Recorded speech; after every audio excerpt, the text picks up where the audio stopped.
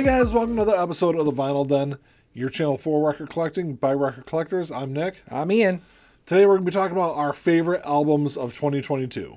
There's a bunch of links down below. Make sure you go check all those out. There's links for the Vinyl Den Facebook group, for our merch page, for the Spotify and Apple Music weekly playlist that we put together, and also the Patreon page. Make sure you go check all that out. Of course, if you enjoy the episode, make sure you give us the old thumbs up. Hit that subscribe button down below. And make sure you hit that notification bell so you're notified every time we release new episodes. So we're at the end of the year. We made it through the end of 2022.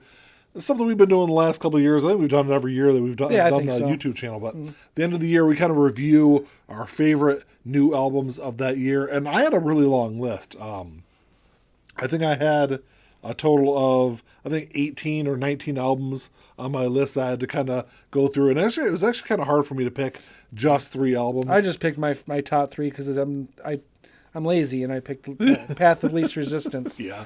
So this coming week, I'm actually going to do an expanded list. I'll do a top 10 or top 15. There was a lot of new stuff that came out. There was a lot really of good. 2022, I thought was a great year for music. There's a bunch of great releases come out. So we're going to kind of break down our top 3. I'm going to start at number 3 for me, and I'm sure there's no big surprise to this one. My list isn't very surprising either. No, but number 3, I got this is a Mainstream Sellout by Machine Gun Kelly. I don't want to call myself a Machine Gun Kelly apologist, but he's done his last 2 albums have been really fantastic. Ever since he's kind of gone to this pop punk kind of theme for his albums. This one I think is not quite as good as his first rock album that he did, but I thought this was really good. It's a really good album. It was his second number 1 on the Billboard Top 200 that he's done, and this is another collaboration he did with Travis Barker of Blink-182. Yes, it is very reminiscent of the things that Blink-182 has done, or did 20 years ago, but that doesn't necessarily mean it's a bad album. I know a lot of people have given him grief over, switching from rap to rock, but he's got to do his thing. I mean, it'd be different. For me, I do like his first album. I've not listened to this one. Yeah. I don't own it, but it's a good album. Yeah. If he's doing his thing, who cares? Either you like it or you don't. Well, so people kind of, get on him for switching genres.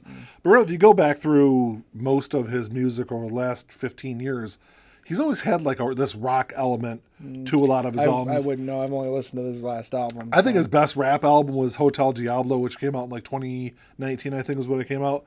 And that's got a lot of rock influences on a lot of those. And they're still rap. It's still a rap album. It's still rap tracks, but it has a lot of rock elements to it. So I think it was a really easy transition from something like Hotel Diablo to Tickets to My Downfall and then Mainstream Sellout. And his next album, he's going back to do a rap album. We'll see how that one turns out. I'm sure it's going to be a good album also. But Mainstream Sellout, it's an album. There's a couple of, there's maybe 2 or 3 tracks I can kind of skip over on there. But for the most part, it's a good album from beginning to end. So my number 3 for the year was, again, no surprise. We've talked about this album a lot, Impera by Ghost. I was looking forward to this coming out because I've become a bit of a Ghost fan over the last few years.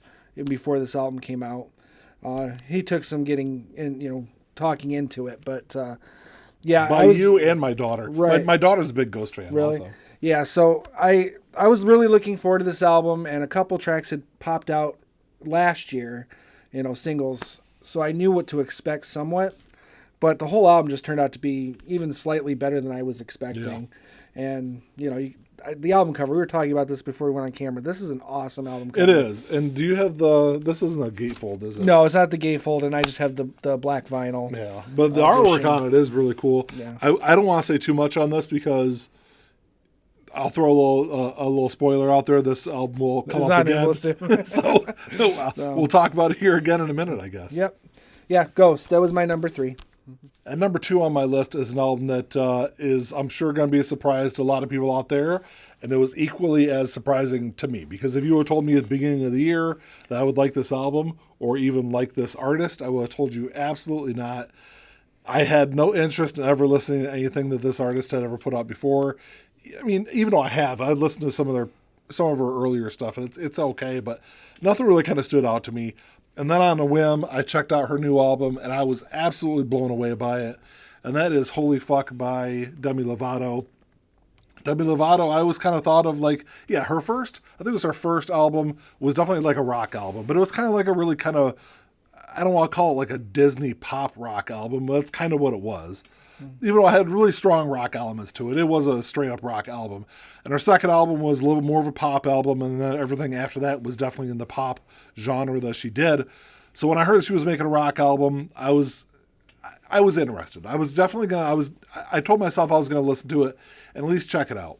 And like I said, from beginning to end, this is a great album. If you're into like what the Pretty Reckless has been doing over the last couple of years, you're definitely gonna like this album. I highly recommend to go and check it out because I'm like I said, I was really kind of blown away by how good this album was.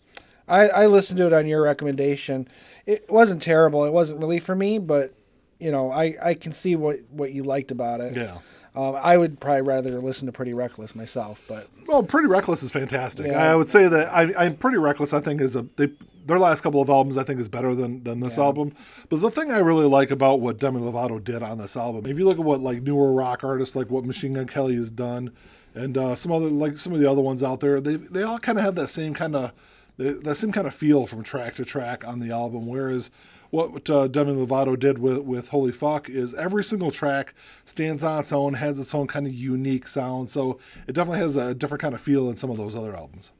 So my number 2 is for the year is slightly controversial, not controversial to anyone other than me in my own head, because it's number 2 and it's my favorite band. So yeah, I was really kind of surprised at this one. But it really just, I was expecting it to be good.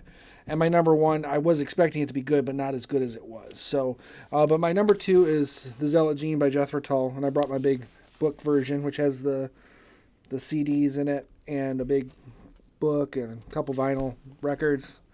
I don't know. I just like, it's heavy. But yeah. It's nice packaging. It's nice packaging, other than I don't like the album cover.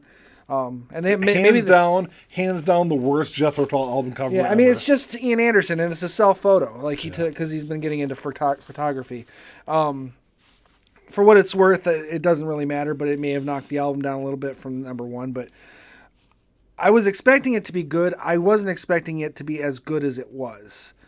I was, more of the same from the Ian Anderson's previous recordings, but overall, the album itself is infinitely better than the last album, which was Homo Eradicus. Yeah.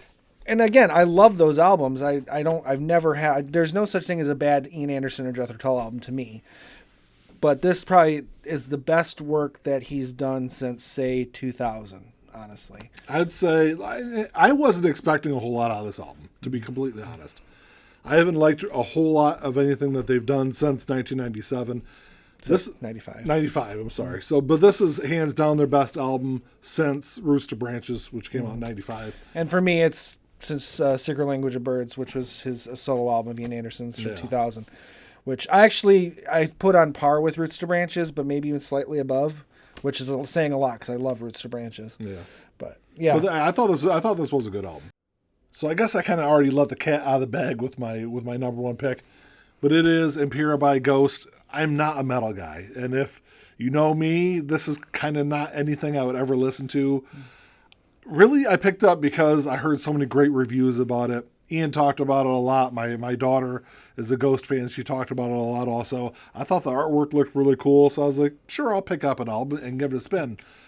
This is a fantastic album, and this has really kind of got me into a couple other Ghost albums also. I will say that there's a couple of tracks on this album I can do without. I'm not a big fan of. But for the most part, beginning to end, it is a really, really good album.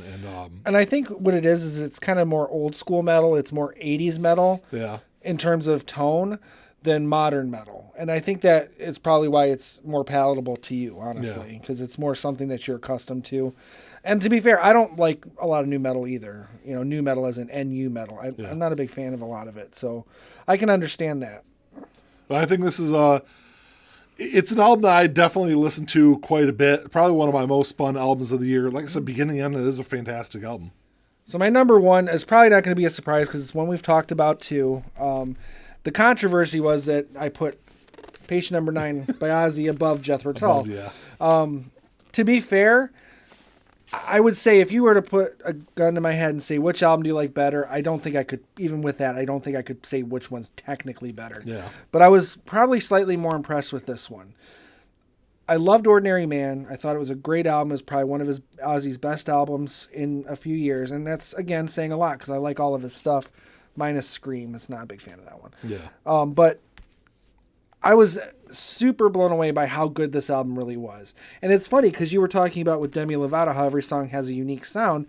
This one does too because there's different guitar players. On every song. And that seems to be what people complain the most about when they criticize this album. Well, I'll say that because I thought Patient Number 9 was a fantastic album. I think it's definitely one of Ozzy's better albums of the last 25 years. My kind of issue with it is, yes, each song does kind of have its own feel, but it almost has a disjointed kind of sound to it to me because there's such drastically different guitar players, sounds. right? But I think that kind of plays onto the Patient Number 9 feel, the different voices in one's head, the different personalities kind of thing. I get that. And I don't know if that was intentional. That's just the interpretation I got from it, which is probably why I like this album. As far as I know, this just came out September. Yeah.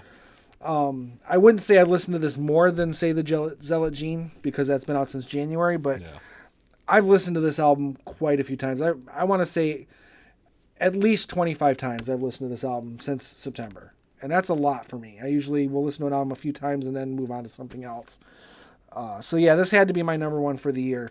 A lot of great albums came out this year, but these are just my top 3. So I was looking around, but I was going to go grab. I got the standard version, the normal cover that probably everyone out there probably knows. Ian's got the special edition version. Yeah. I was looking around, but it's like all the way at the end of my rack down there, so I couldn't grab it. Yeah, this is the cover that was done by Todd McFarlane. Yeah, so. I've got the Walmart exclusive of that, and I will say that the color on this is probably one of the better looking colored albums I've got, or at least have come out this year. It's like a gold. You probably can't even see it in the video here, but it's like a marble gold. Yeah, it looks really cool. Yeah, I do like that. Now the Todd McFarlane edition did come in a blue, which I didn't really think matched the album. I will say that there was a couple of variants, colored variants that didn't really go with the album, but I don't know. I know this had the standard black, which is what I have, and then the blue. I don't know if there were other variants for this cover. But I know there were variants for the standard cover. And I really liked it. I wish I could have gotten the gold vinyl with that one. With this mix. I still could. I could buy that and just swap the covers, I guess. Yeah, you could have bought it during the Walmart $15 sale and just swapped them. But how much money do you get from Walmart when you say that? I know. But yeah, Patient Number 9. I love this album. It's a fantastic album. Yep.